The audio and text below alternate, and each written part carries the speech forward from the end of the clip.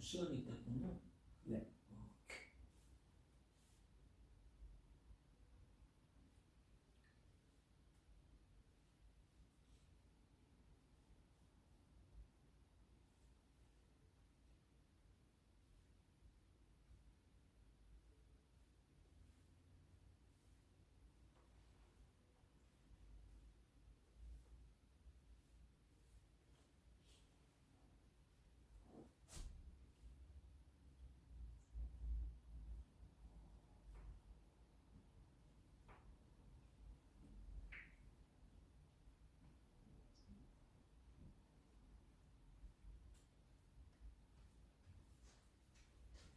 Okay.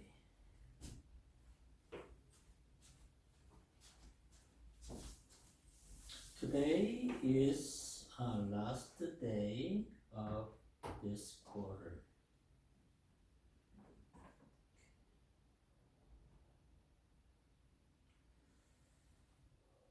Right, it was okay. Last week we were talking about the background of postmodernism. Why we need to know that the modern days ideas like enlightenment, modernism, postmodernism, the terms that we have to use to analyze what people in the society think and behave. We have to know that those phenomena. Okay, so to know that better, we have to know the modern idea terms like modernism and enlightenment, postmodernism, and then nowadays some scholars, some sociologists, they say postmodernism, to postmodernism nowadays. Okay, and then many people also talking about generation Z, and then before that there was a millennium generation. Okay, so we have to know that what that means. So I'm gonna continue just a little bit of modern sociology academic terms to define the world and then the society we live in today. Okay, so briefly, I'm gonna go over what is postmodernism context. Postmodernism is cultural mindset. Okay, it is worldwide accepted. Actually, it was developed after mid-20th centuries. It is kind of against reaction to the modernism. Here's a comparison, okay, modernism and postmodernism. Postmodernism has question about modernism. What is truth? What is authority? And then how we can analyze personal experiences and perspectives. That is, dramatically changing from modernism to postmodernism. Okay, quick contrast. Here, I don't have this contents in the book. Okay, if you can text me your email, I can email it to you. Okay, my phone number is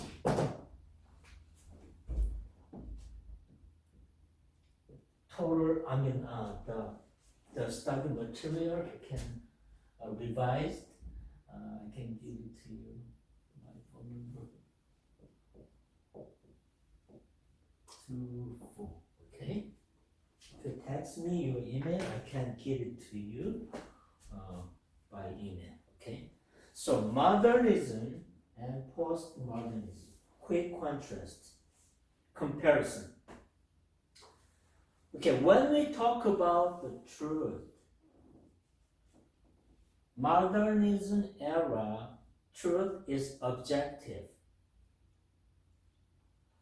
That means truth is not my truth. Okay, what is the truth? Like religion, when we talk about, Western culture, the Christianity is truth, right? Yeah, that is objective. But in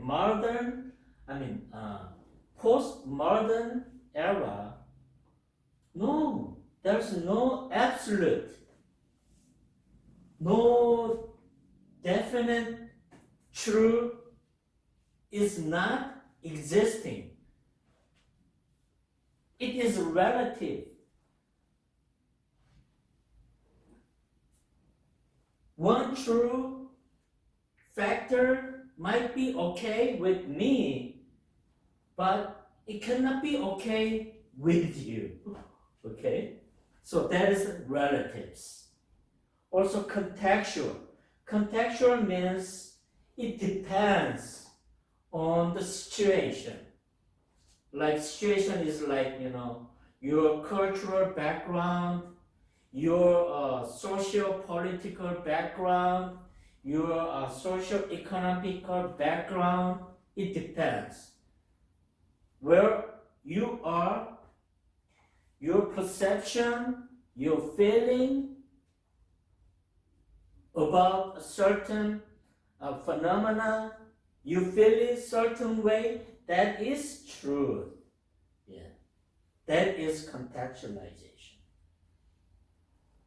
Actually, your background, yeah. That where you are belonging, that's contextualization. And another factor, reason and science. In modernism society, we think, yes, there was many discoveries and inventions after the Renaissance period, right? It was until, I think, 17th centuries. Yeah. After that, there are many scientific discoveries and development. So people think, yes, science can solve all kind of problem we're facing, right? That was modernism idea. So science that can explain everything. But postmodernism society, no.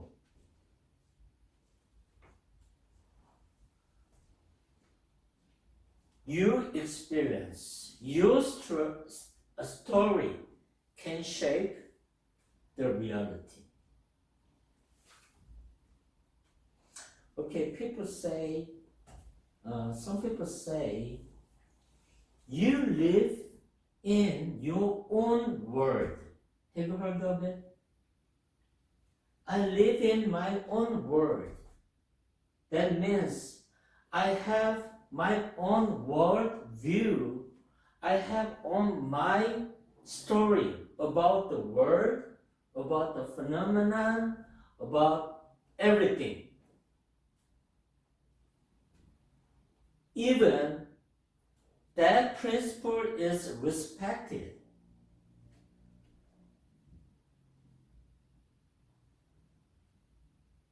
And then another factor, authority. In modern modernism world, society, authority is trusted. The leader of the society, they are trusted. Like, that was bad example, Hitler in German, right? Hitler was trusted in German people. But he killed millions of Jewish people. And also, not only Jewish people, he gave sufferings, severe sufferings to European people.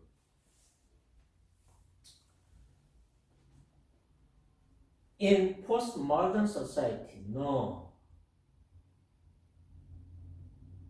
Authority is not trusted. We always have to have question about authority. Is he good leader? Is he doing his job good? We have to have question. That's modern, postmodern society.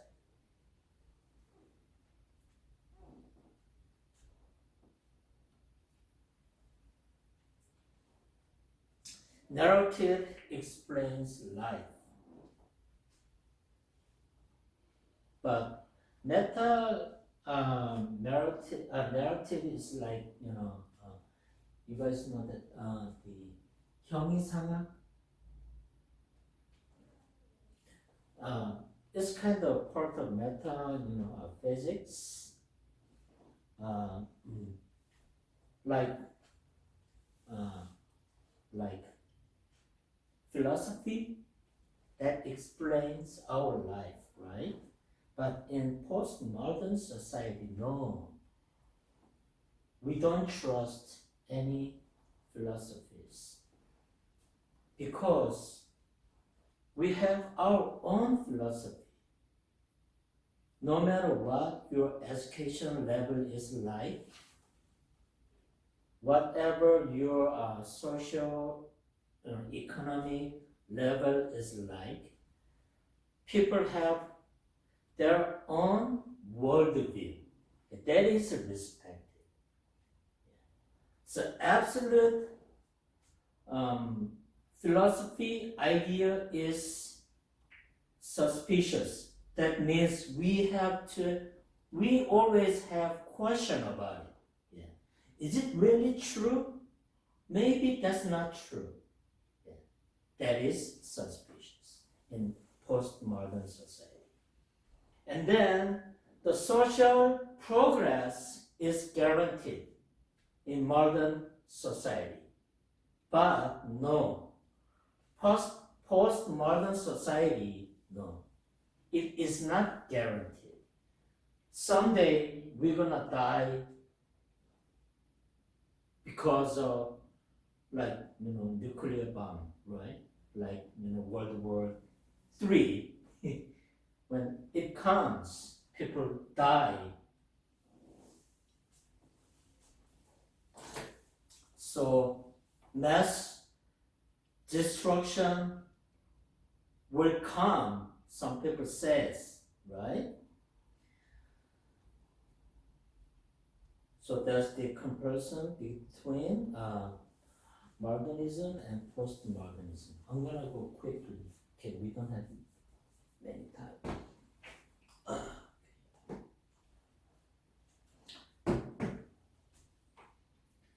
And then core characteristic, okay? When we talk about postmodernism, it is relativism. What is a relativism? In Korean, 상대주의. 상대주의. Modernism society, what? 절대주의. But postmodern society, 상대주의. Something, some factor, some phenomenon, it is all interpreted differently based on your situation and my situation. We don't even say your idea is wrong, my idea is right. Yeah. It can be right or wrong. That is relativism. And then also skepticism toward authority. Like in Korea, 비판적인 시각.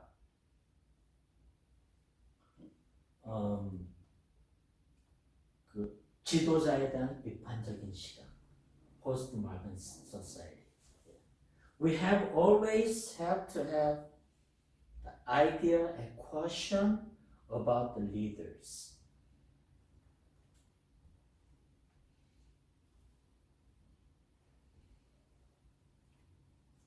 And then rejection of meta-narratives.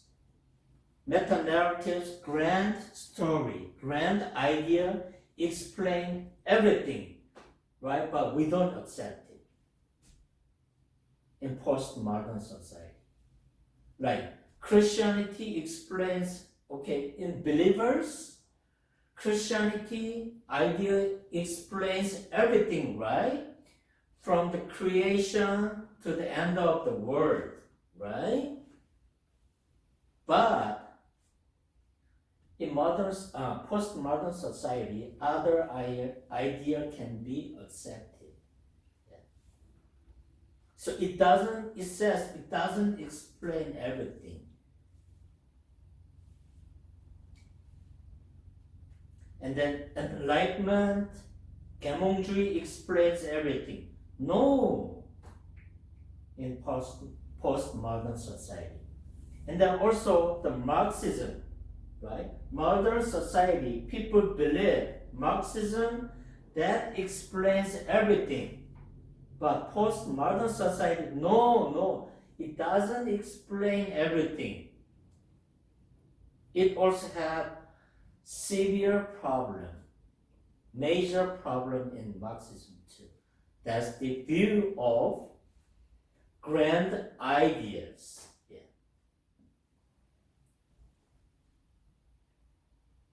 Here, postmodern society say grand idea like Christianity, capitalism, enlightenment, Marxism, communism. It is only the tool to manipulate the people with power.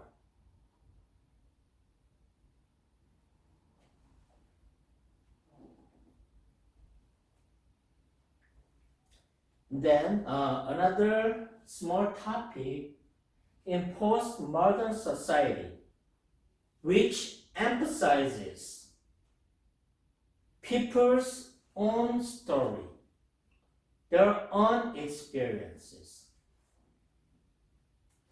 which give more value to the individual stories. Like personal stories more matter than abstract doctrines.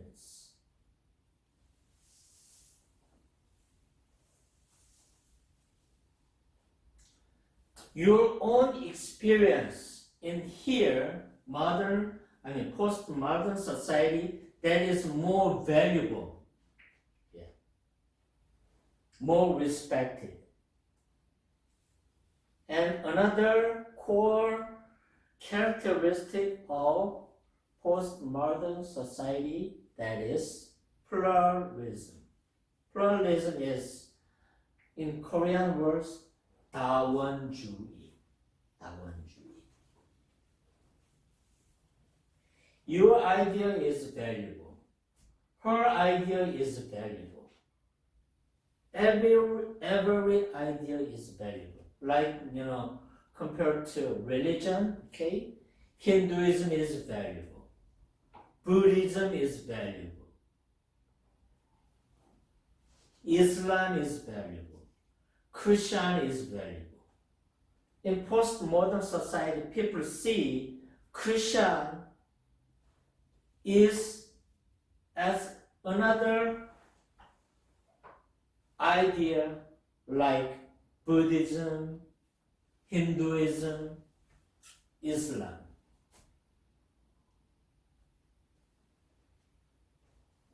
But as Christian, we see it differently. I know that, right? And then another core belief characteristic in postmodern society is destruction.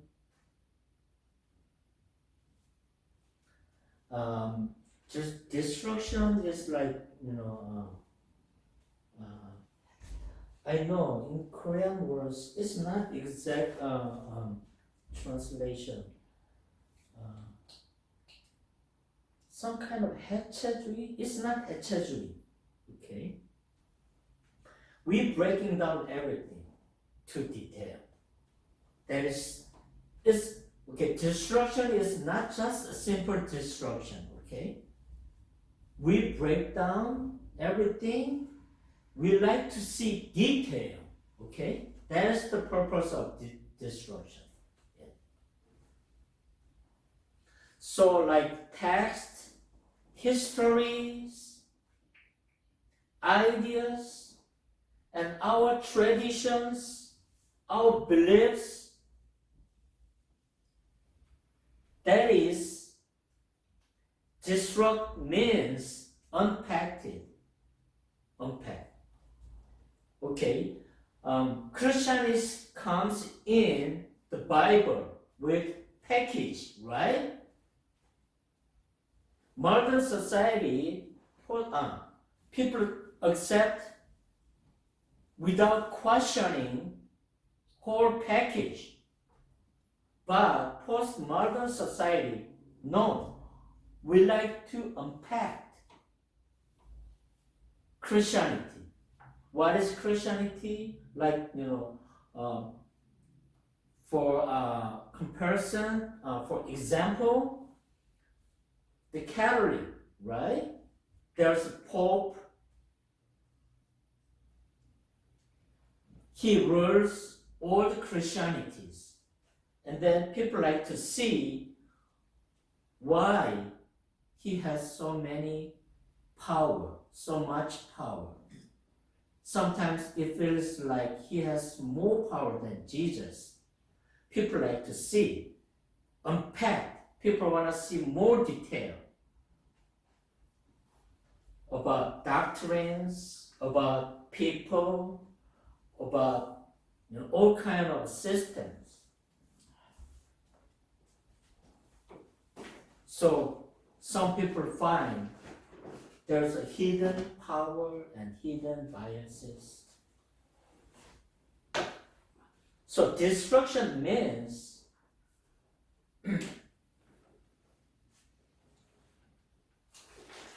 not breaking down, okay? Not total destroy. Here, destruction means you like to see more detail and find some kind of hidden meaning, okay? That is destruction.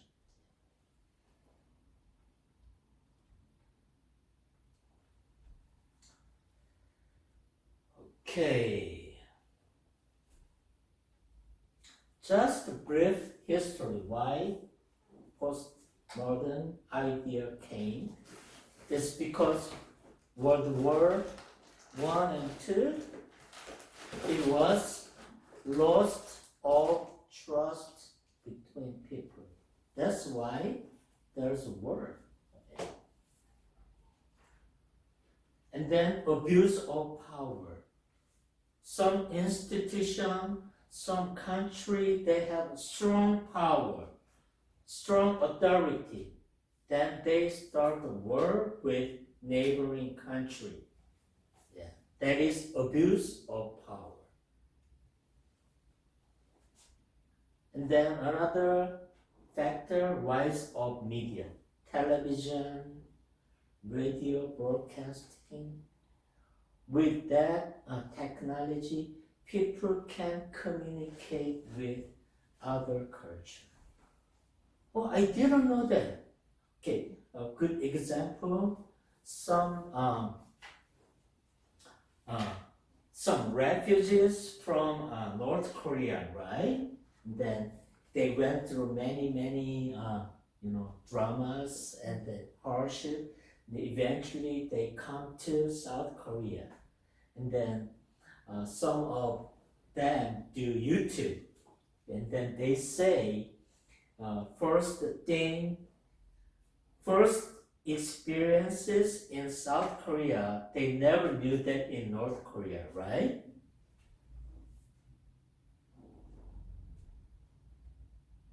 So what I mean is rise of media and internet, global voice, we can communicate each other, yeah, with other countries.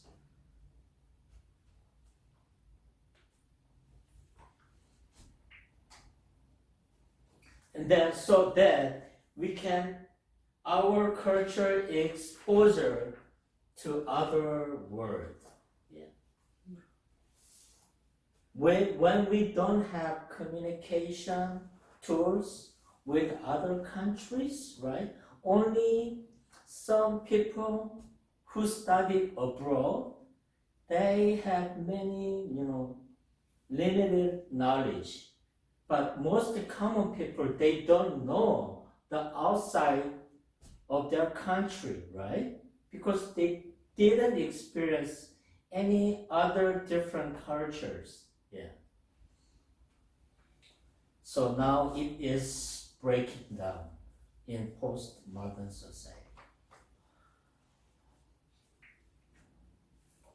Okay, another factor, postmodern context about trust. Trust is constructed, not discovered.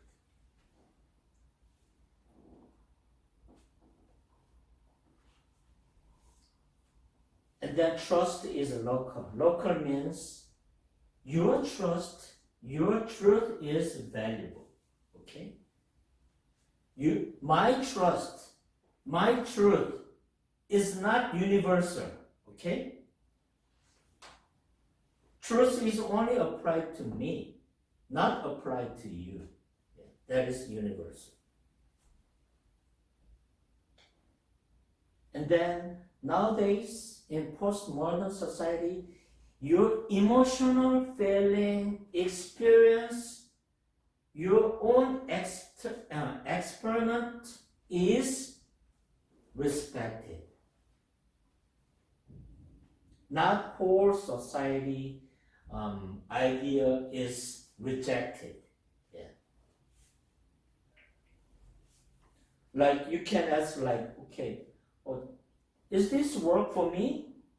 Before we have question, is this good for our society?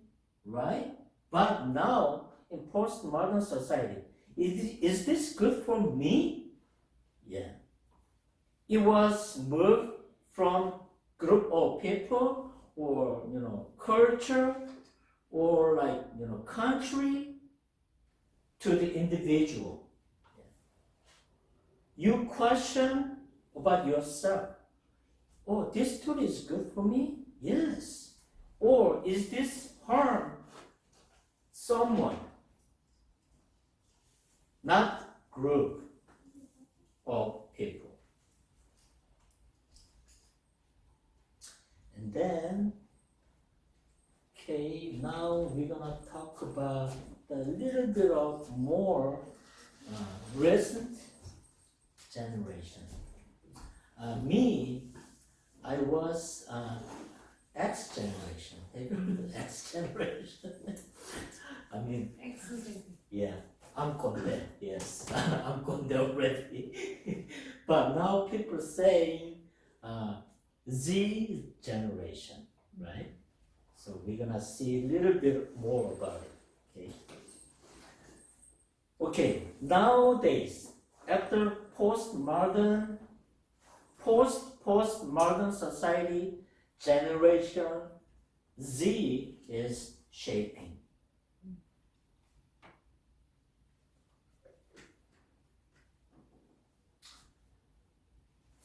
Okay, I'm sorry.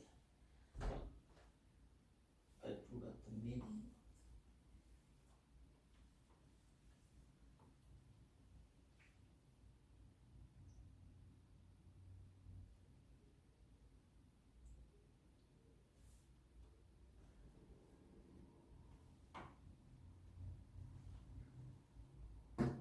Okay, here, a Z generation is comfortable with ambiguity. Ambiguity means, okay, me, older generation, like on that, they want to hide something. Okay, in culture,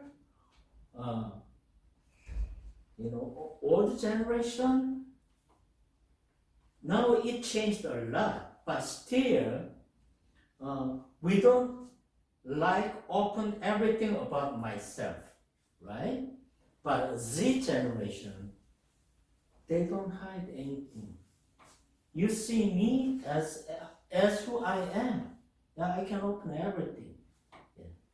I mean, not like personal information, okay? Yeah. I open how I think.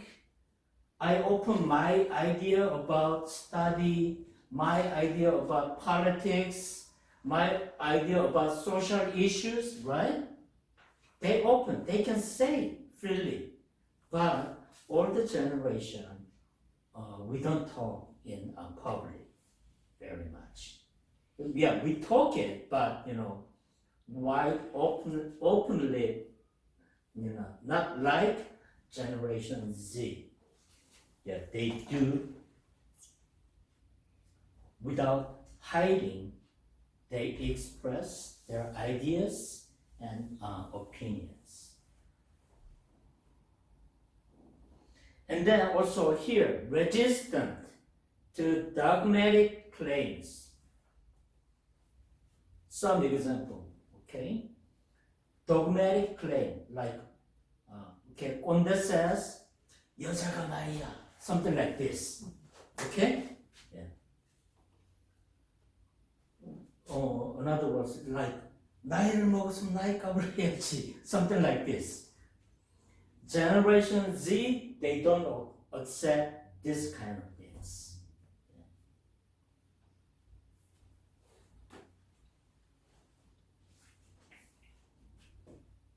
Also, Z generation is a very logical generation.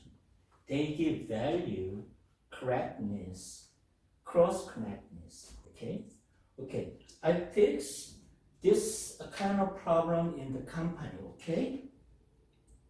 I think I did good job on this task, right? But they can ask their co-worker, hey John, can you check this? I think I did it right, but can you double check it? They are very open, those kind of things. Generation Z.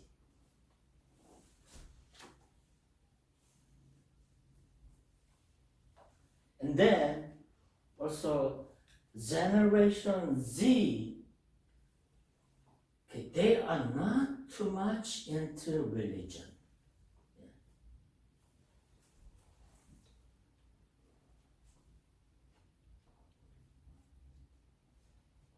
Okay, some people says, okay, hey, love the people. I say love the people because Bible says so. Okay, that is good word. But Generation Z, they don't accept. Because Bible says so. They always have question. Why? Why people have to have love? They do question everything. Because the Bible has kind of big authority, right, in the religious people, right? So without questioning, we accept it. But Generation Z, maybe, no, it doesn't apply to me, I don't accept it. Yeah. That's their attitude. And then also, they don't accept authoritarian teaching. Authoritarian is like, in Korean words, 권위주의. They reject. Yeah. They don't accept. And then also, they don't accept the idea one size fits all everything. Okay, like, okay, everybody, let's have dinner party. We're gonna have all jjajangmyeon. Right? They don't accept it. They don't even understand why 부장님 says jjajangmyeon 통일. Maybe they think 부장님 might be crazy.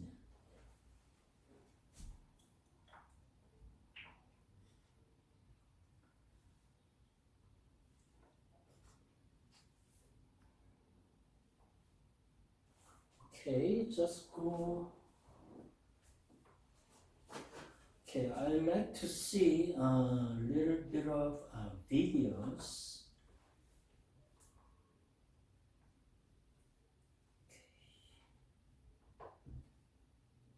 Just brief explanation.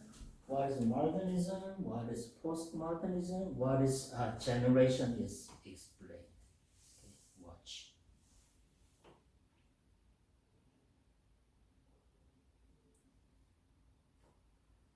Modernism is a cultural movement during the late 19th century until the mid-20th century.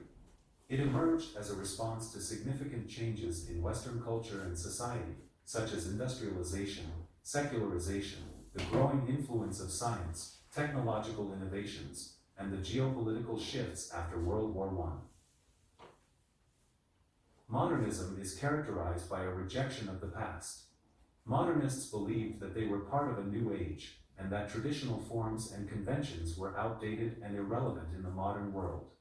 They therefore sought to create new and original forms that reflected the changing world, emphasizing experimentation, abstraction, and subjective experience. This movement was evident in all areas of culture, including art, literature, and even architecture. In art, for example, modernist artists such as Pablo Picasso and Marcel Duchamp rejected traditional artistic forms, such as those in realism and romanticism. They experimented with new forms and techniques, such as abstraction and surrealism, which challenged the viewer's perception and understanding of the world, and helped move art from being materialist to becoming more spiritualist. While in literature, modernist writers such as James Joyce, Virginia Woolf, and T.S. Eliot rejected traditional narrative structures. They sought to create new ones, such as stream of consciousness narration and nonlinear narratives, that reflected the fragmented and chaotic nature of the modern world. In general, modernist art, painting, literature, music, etc., reflected the deracinated experience of life in which tradition, community, and faith were eroding. Modernism is also characterized by a focus on the individual.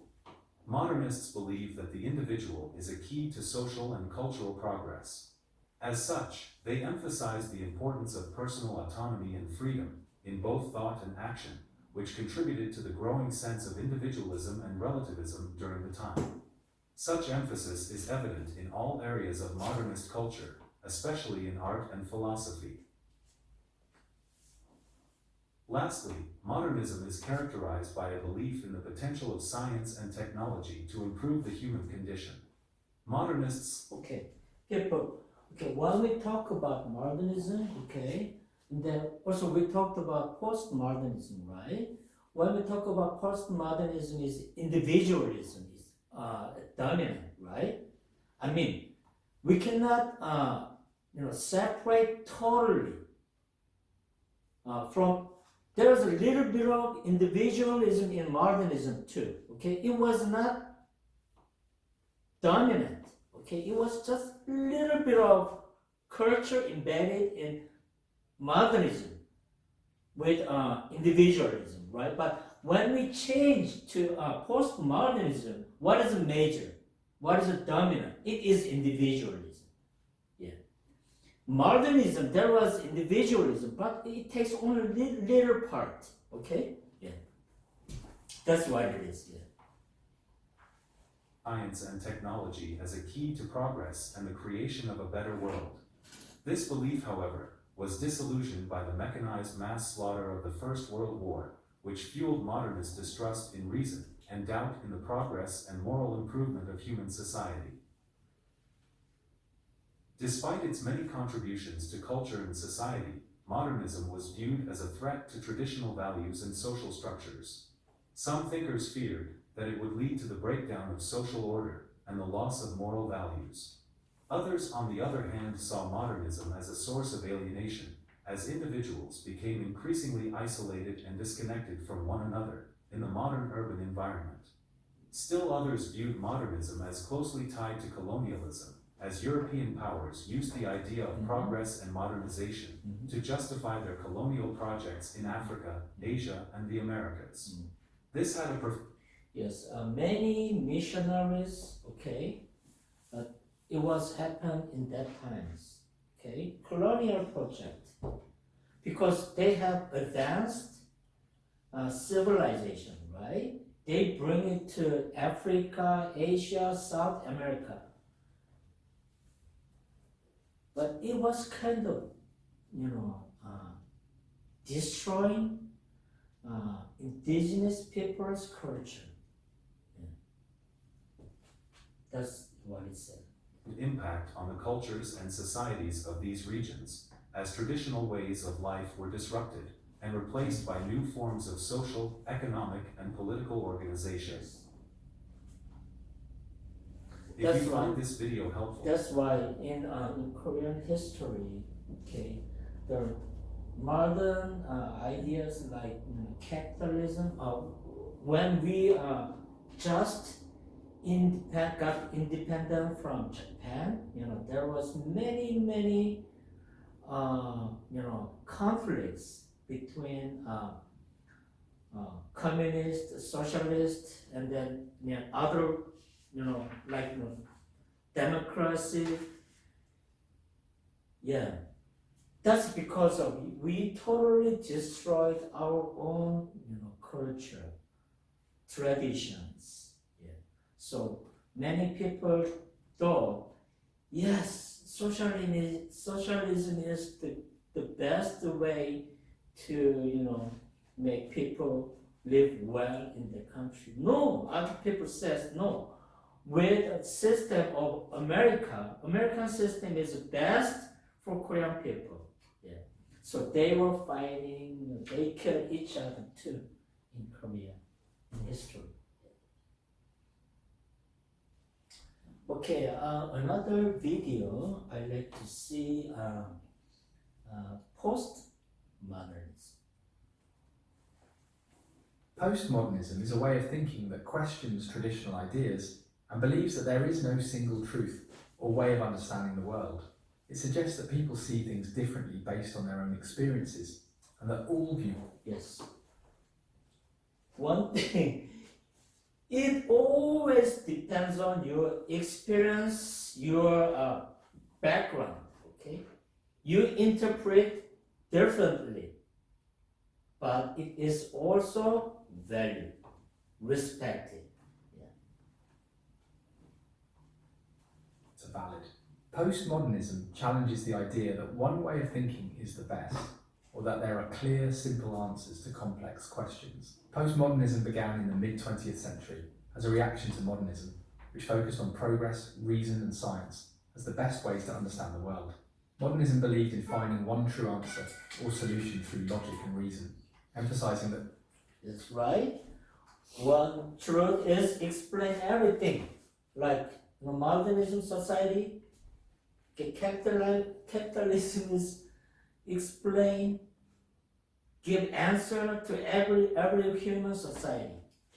Other parts said no, communism is the only answer to solve all kinds of problems.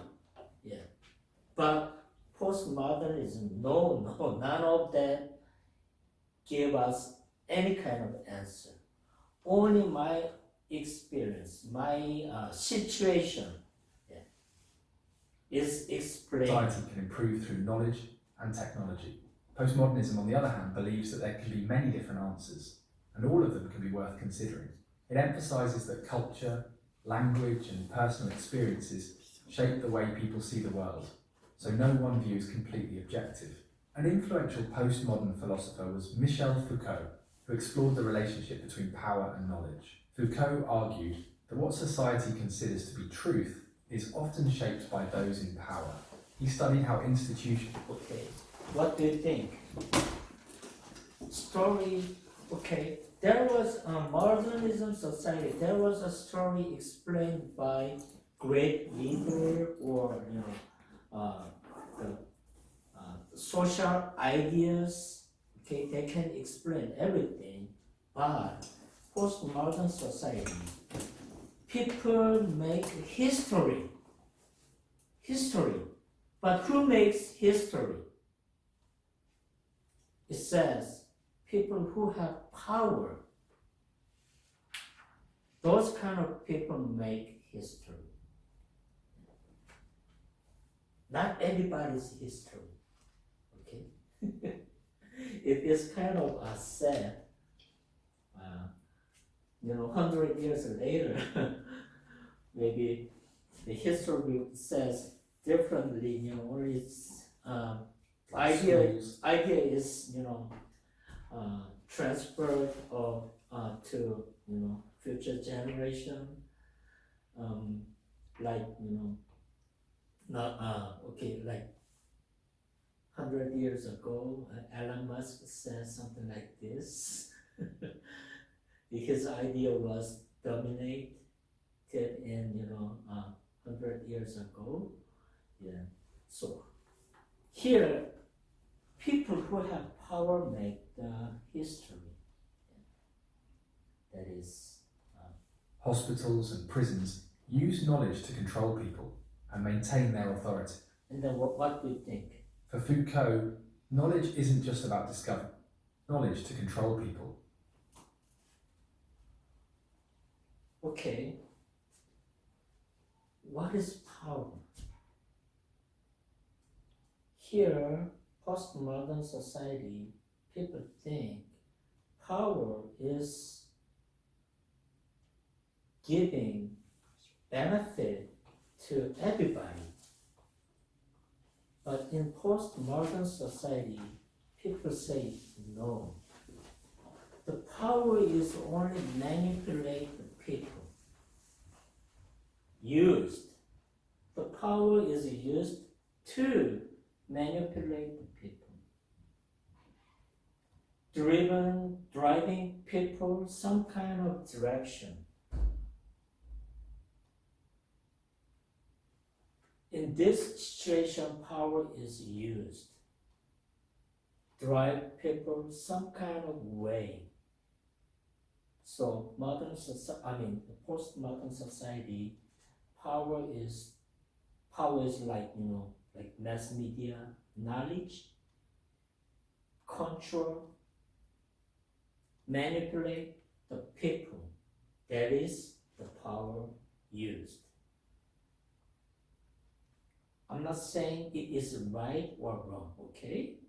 In postmodern society, sociologists, they see the phenomenon, then they bring some kind of outcome, then they say, yeah, the power is for them to manipulate other people. Knowledge is too, yeah. Okay, we go to public school, right? What do we learn public school? We learn the idea of people or person who have power. Why? Person who have power, they educate the normal people the way he wanted to, right? So that's why they can manipulate, they can control better. That's why there's public education. I'm not saying all public education is bad or right, okay? Also, they wanna prove their idea in public education. Why?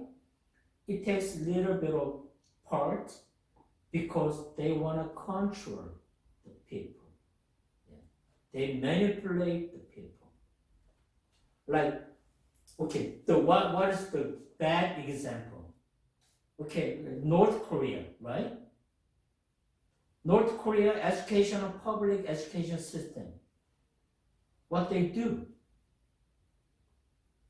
They always say 사랑하는 수령님. That's what they want. Yeah. That is the purpose of the public school, public education. In a capitalist country, even democratic country, group of people in high ranked people or top of the society group of people, they have their ideas, okay, to control democratic society in the way they want to move. So they do make public education too. In a good word, this is democracy. But anyway, I'm not saying bad or good, okay? Anyway, education too. It is only tool. Why? To manipulate, control the people better. The way they want it to drive and control. And maintain their authority. For Foucault, knowledge isn't just about discovering facts. It's also about how people in power can shape our understanding of truth and falsity. This view challenges the idea that knowledge is always neutral or objective, reflecting the postmodern belief that truth depends on perspective. Postmodernism also influenced art, leading to a style that values breaking traditional rules and mixing different styles. Postmodern art often uses everyday objects or images to challenge what people think of as real art. For example, Andy Warhol used images of common products, like soup cans, to create art, questioning why certain things are considered valuable or artistic. Postmodern artists might mix different art styles, use humour, or borrow from popular culture, showing that anything can be seen as art, depending on how it is viewed. One strength of postmodernism is that it encourages people to think critically about what they are told and to recognise that everyone's perspective is shaped by their own experiences. It values creativity, diversity, and breaking away from traditional ways of.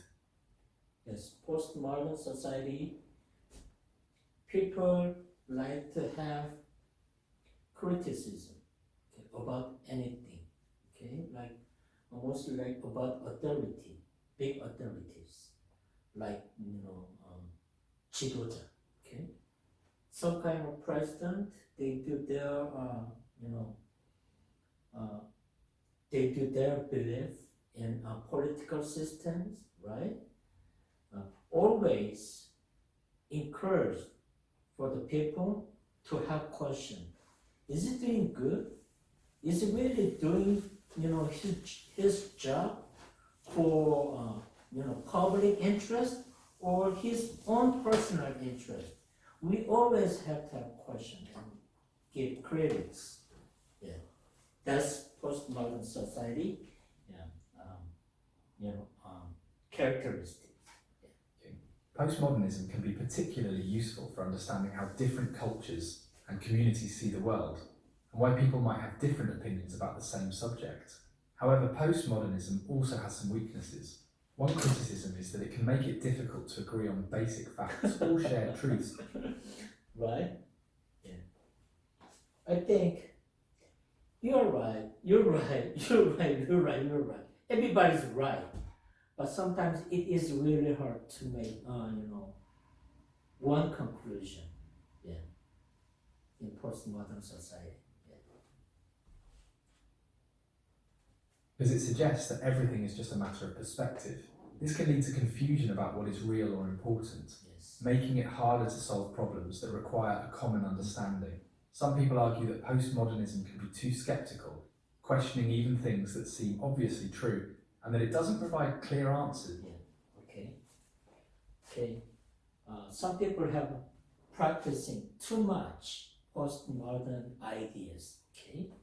Okay, common truth. Let's say 1 plus 1 is 2, right?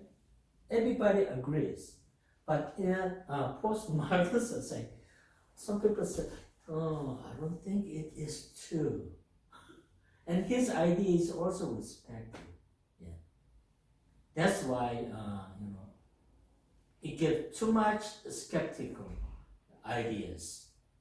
Yeah. So it is really hard to make a certain conclusion. Yeah. That's the weakness and problem of postmodern ideas. When they are needed. To learn more about Michel Foucault's perspective on truth and power. Okay. Then another video. Okay. What is generation? Okay. Here, let's see. Okay. Grandmother, grandpa, Generation X, Millennium, Generation Z. What is generation after the Z generation? You know the name?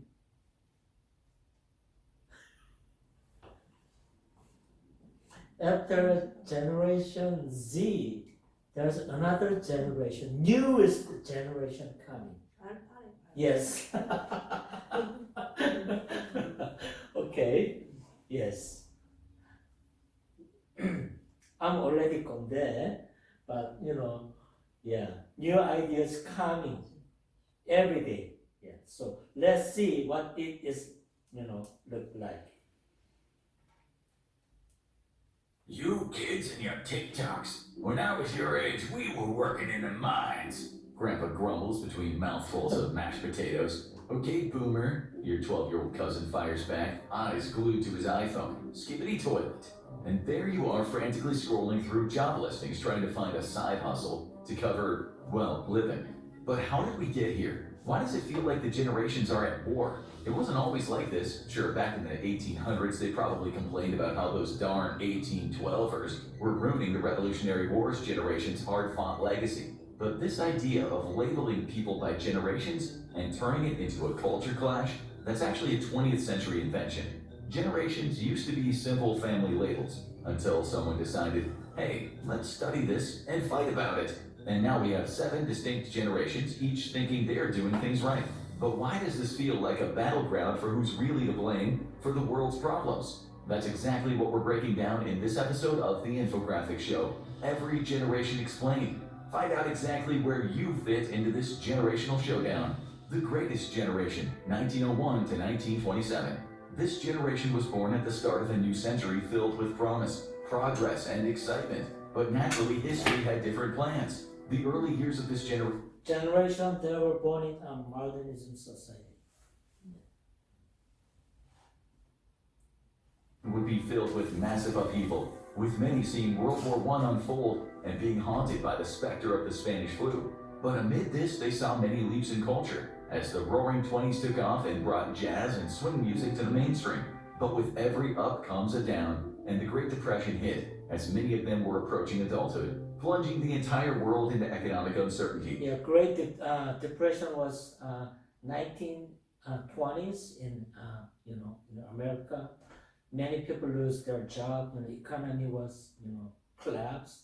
It was in early 1920s. Yeah. And then the rumblings of war started, and that's how this generation earned their name.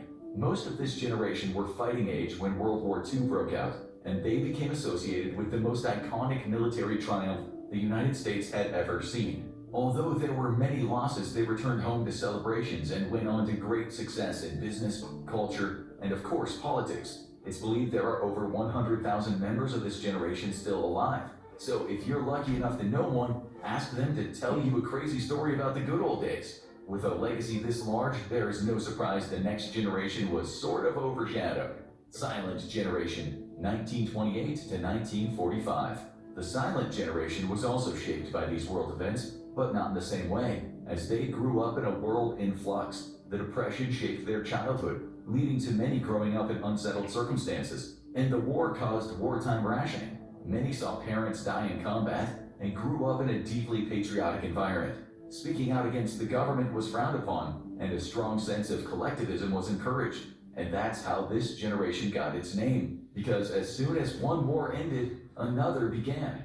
This was the first generation largely defined by the Cold War. The threat of communism was already alive and well in America before this generation was born. But once the Soviet Union got nukes, it was all hands on deck. The name comes from the fact that most of them were silent during the McCarthy era, keeping their heads down and maintaining a strong work ethic that had been instilled in them. Okay, McCarthyism. Here, like in history, U.S. in Korean was McCarthyism. Okay. He was a political leader. He's mostly the entertainers. Okay. 공산주의자지, something like this. Okay. Why? Some people says little different idea, right? But McCarthyism is like made people totally unacceptable in U.S. Democratic system. Yeah. Because there was Cold War between Russia and America, right? So once you are defined as communist, you cannot live here in America. Yeah, that was McCarthy. It's childhood. That kind of low-key behavior leads to them often being forgotten as a key generation. Baby boomers, 1946 to 1964. The term baby boomers comes from the baby boom of the late 1940s and 1950s, as all the World War II veterans returned home and the economy recovered from the Depression and wartime footing. The result? A higher standard of living for Americans, a fast advance in commerce and technology, and a whole lot of woohoo. And soon the babies started coming. Result? Yeah, many people says, many older generation says, that time was the best time of America. Everybody was rich that time. A massive generation of over 76 million Americans alone, making them the largest generation. And they grew up in a world that saw progress come fast. This was the age of the space race, of the civil rights movement, of Woodstock, and of changes that led to what most people view as a typical American childhood. But it was also an age of uncertainty and terror. If the words duck and cover cause you to dive under the nearest table, you might. One thing, baby boomer generation, you guys have heard of hippie, 1970s? Yes, yeah. Also, that people are also in baby boomer generation. Yeah. At that time, there was war, Vietnam and America, right? So many hippie, that people, they were against the war between Vietnam and America. He's a baby boomer. This was the era when nuclear annihilation was the clearest and most present threat, as events like the Cuban Missile Crisis brought the world to the brink. Thus, baby boomers were raised to be cautious and deeply patriotic. But this was also the era of the Vietnam draft and the massive anti-war movement that followed, something that continues in how they impact politics to this day. They've had 4 presidents: Clinton, Bush Jr., Obama, and Trump. They have a reputation for leaning conservative, and their easier road in the economy and employment rankles the younger generations. But they're as ideologically diverse as the other generations, and as they reach retirement age by the millions each year, they show no signs of their influence waning. With the boomers casting such a long shadow, is it any surprise the next generation is a little more zen? Generation X, 1965 to 1980. Known as the slacker generation by many of the older generations, Generation X largely escaped one major trial by fire, a major war that swept them up. While the baby boomers largely fought in Vietnam, this generation saw the latter days of the Cold War as tensions started to slowly ease. The most significant war of this period, the Gulf War, was a limited conflict that didn't involve a draft. and that led to them becoming far more involved in domestic affairs and far more willing to question the powers that be. This was the era where LGBT rights became a key issue and when the AIDS epidemic swept the world. And while the world might not have been in as much danger of immediate annihilation, change was going to come fast, and much of that cultural shift would be on the TV. Today, Generation X is the most associated with not what they did, but with what they watched and listened to. This is the era that MTV came on the air, and the beginnings of the grunge movement stepped into the stage. It also saw a disturbing rise in kidnappings and the rise of the satanic panic, as fears shifted to the home front, and parents became more protective of their kids, spelling an end to the age of free-range childhood and the beginning of helicopter parenting. Much like the silent generation, this generation is often seen as overshadowed by the one sandwiching it, and it has never had a president even as its older members approach 60. Now it's time to shift to the kids. Wait, they're how old? Okay, X generation in a technological perspective, we're like in Korean words, 낀 세대. We know, X generation, they know analog culture, okay, in their heart, in their life, and then also they also adopted a digital culture. Yeah, so it is like between analog culture and digital culture. Yeah, so that's the X generation. So there's also good thing about it. They know both culture, young generation and old generation. 1981 to 1996. Coming of age as the Cold War breathed its last and a new era began, the millennials are associated with one thing more than any other: technology. This generation experienced a lot of whiplash in their early years, growing up in the era of Toys R Us and wall phones as kids, seeing the internet born as they grew up, and entering a new digital landscape as they hit high school or college. For the millennials, especially those who saw the calendar roll over to 2000 as they approached adulthood, the world seemed full of promise and excitement. Surely it would Okay, finish. all uphill from here. But just like the greatest generation, history had its way of throwing a spanner in the works. As soon as the new millennium rolled over, chaos seemed to ensue. A near-tied presidential election with a controversial resolution led many millennials to become dissatisfied with politics. The 9/11 attacks in New York and Washington kicked off a global war on terror, and while there was no draft like in previous generations, it cast a pall over young adulthood for many. Then the 2008 financial crisis upended many millennials' career plans. This has set them back in many ways, with many living at home with their parents long after previous generations and struggling to find long-term employment. This has also led to this generation becoming highly liberal, with many of the generation's young politicians being iconoclasts, like Alexandria Ocasio-Cortez. But while millennials are often used as shorthand for young people, here's a scary statistic. The older millennials are now over 40, which means some of them are already grandparents, which means it's time for someone else to say, okay, millennial, Generation Z, 1997 to 2010. If millennials got a crash course in technology as they grew up, Gen Z are digital natives, with almost all of them growing up with the internet being a part of everyday life. They likely got cell phones at a relatively young age, and those quickly changed to smartphones, essentially giving them a computer in their pocket all the time. When the boomers talk about kids these days will never understand, they mean this generation. The majority of Gen Z has never likely worked on a typewriter, used whiteout, or scanned a newspaper for movie listings. To which they would answer, why would we need to?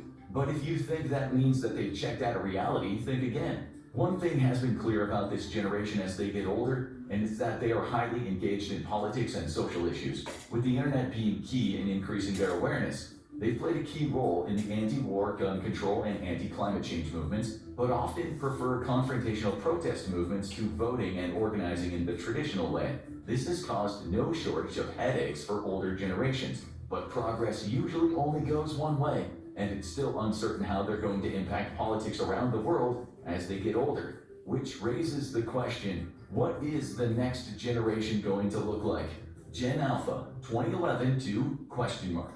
How do you judge a generation that's just barely started? Well, if you ask most older people, they have no problem. Much like Gen Z were digital natives, Gen Alpha are smartphone natives, which means they've never known a world without the constant stream of information at their fingertips.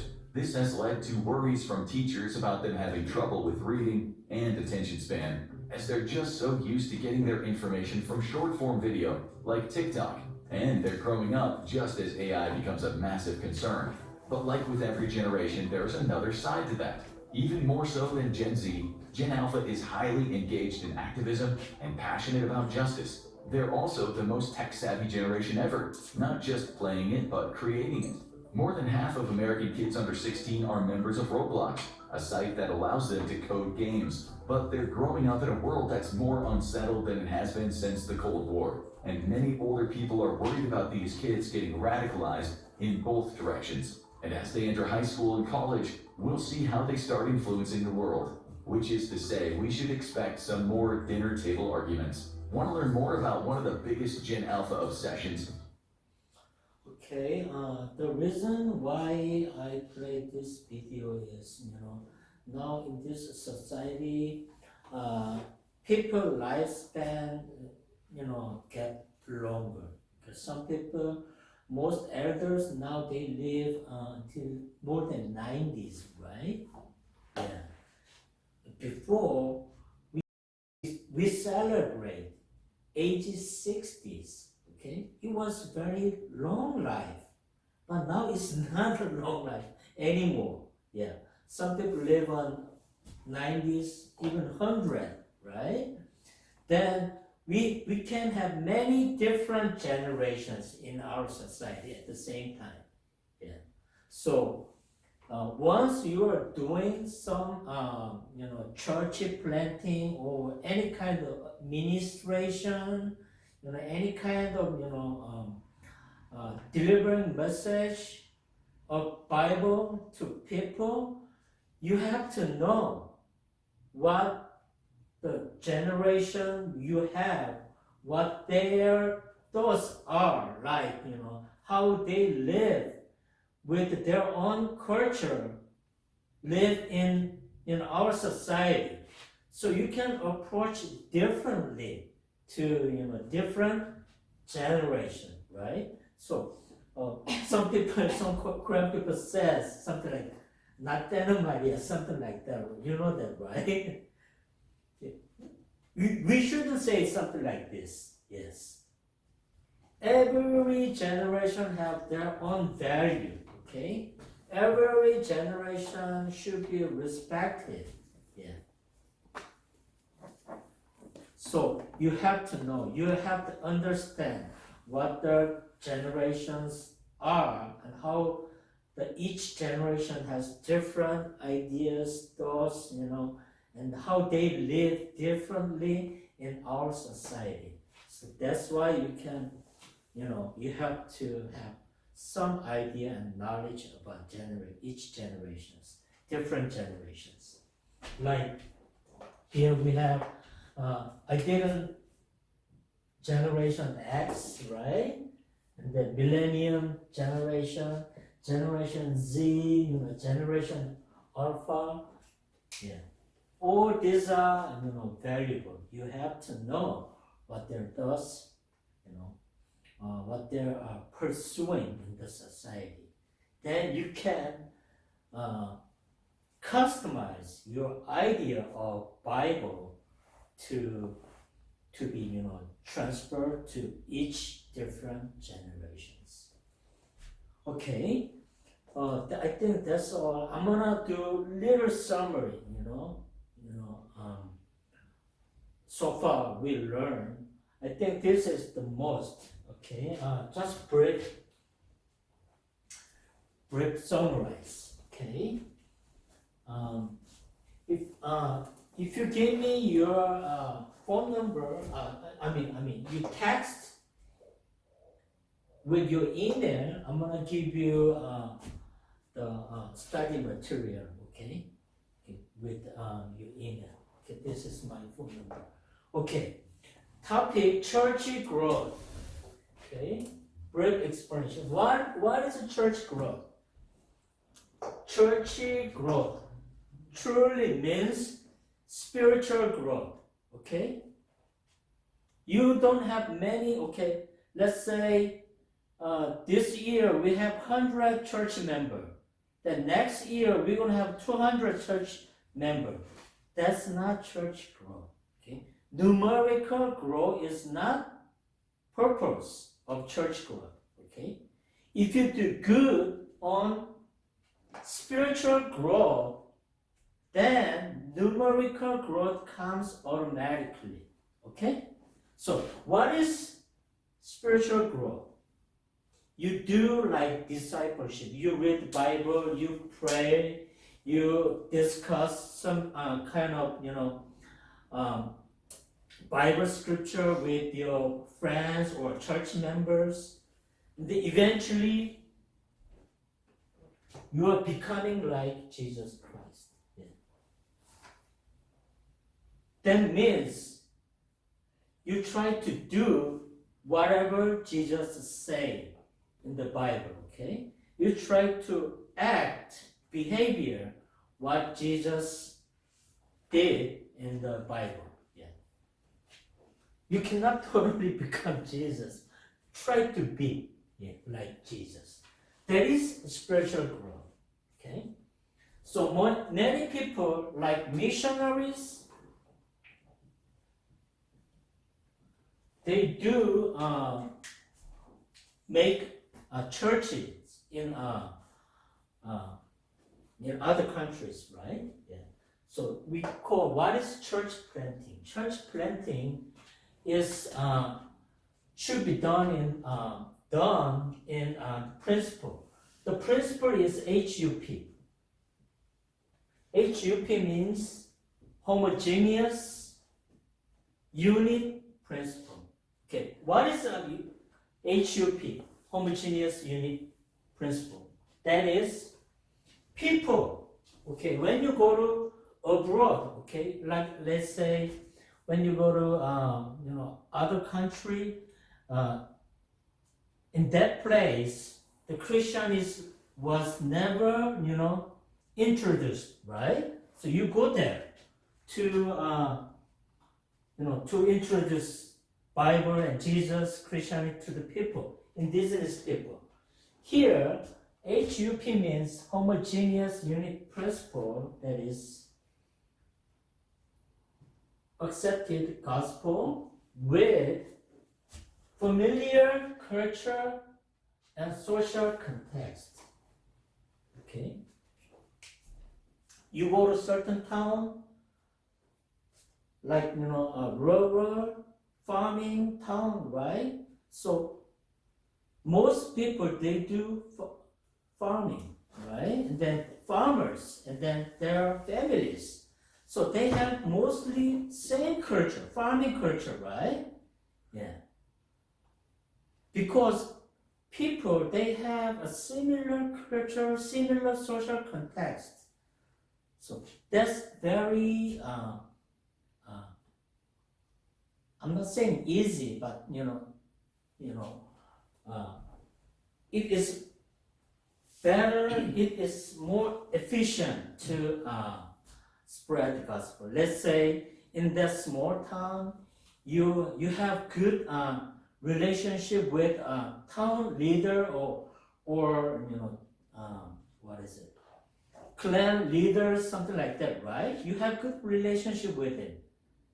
You introduce the Bible to him, then he can more easily, make people come to church, right? Because he's the leader in that town. Yeah. Because they share same culture. They basically have some kind of trust about the town leader, right? So it is, that way.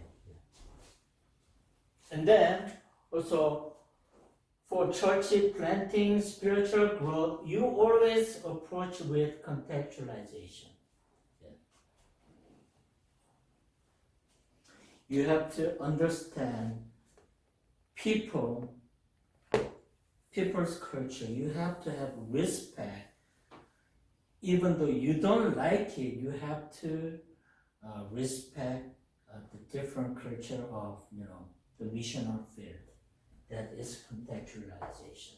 In other words, you just, okay, why we have to have contextualization? Because make good relationship with indigenous people and you, okay? You act like them, you eat like them, right? You behave like them.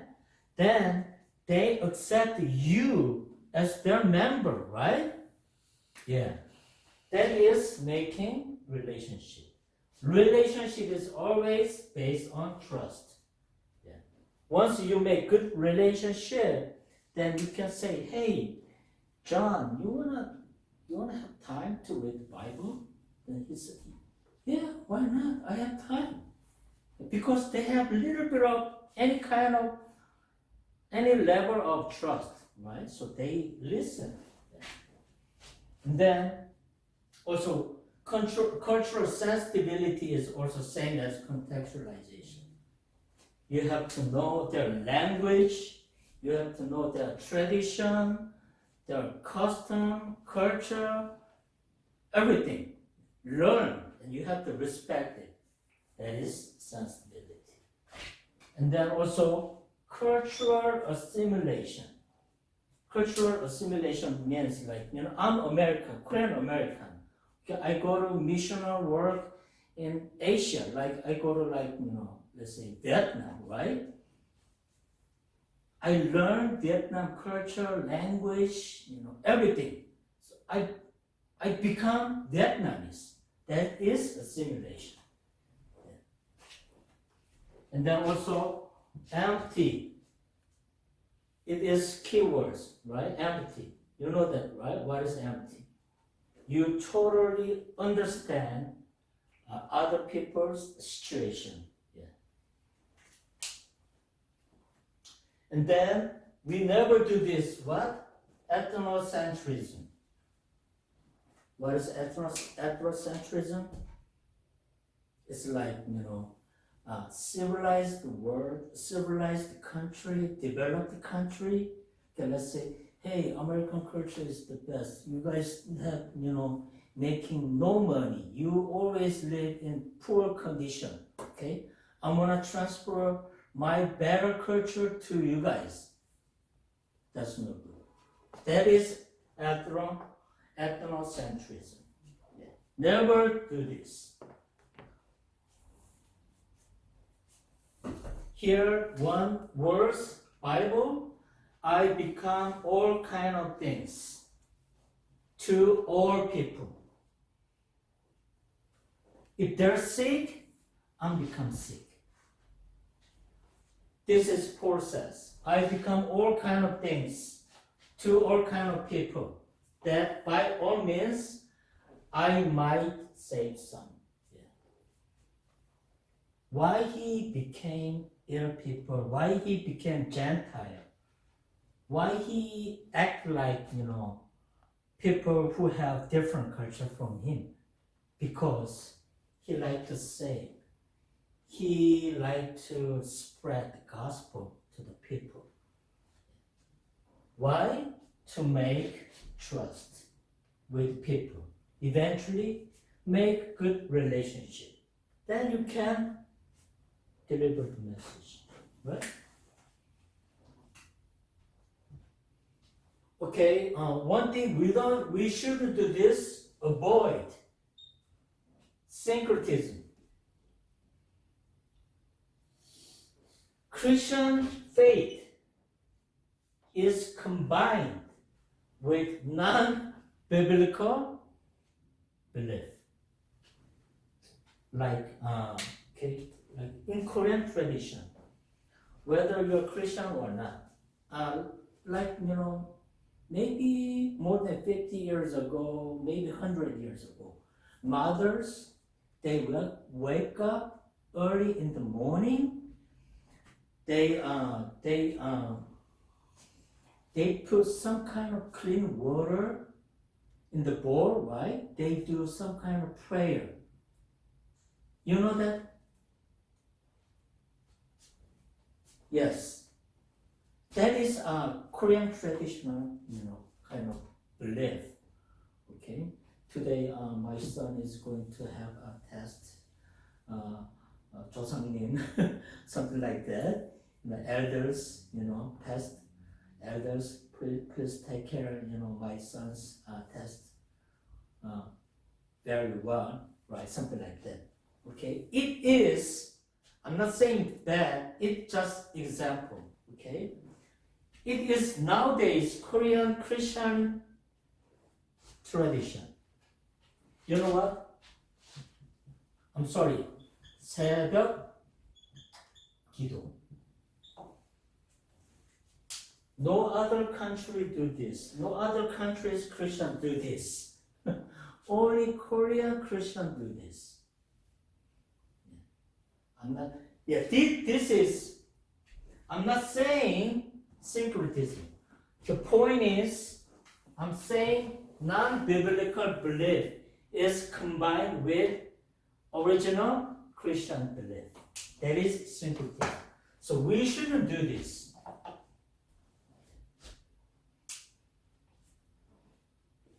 Okay. Also, we have to know the ideas, how people think in different generation, in different society, in different culture, in different country. So basic idea, we have to know that, what people thinking nowadays. Modern ideas. What is modernism? We learn. What is postmodernism? We learn. And then nowadays, people call postmodernism. And then we have to know, we studied what is millennium, what is X generation, G generation, and Z generation and generation alpha. That's what we did also. I don't know, next quarter, I don't know what I teach yet. I think this is, this is all so far. Yeah. Any question? Anything you want to say? Okay. Thank you for coming today. Hopefully I want to see you next quarter.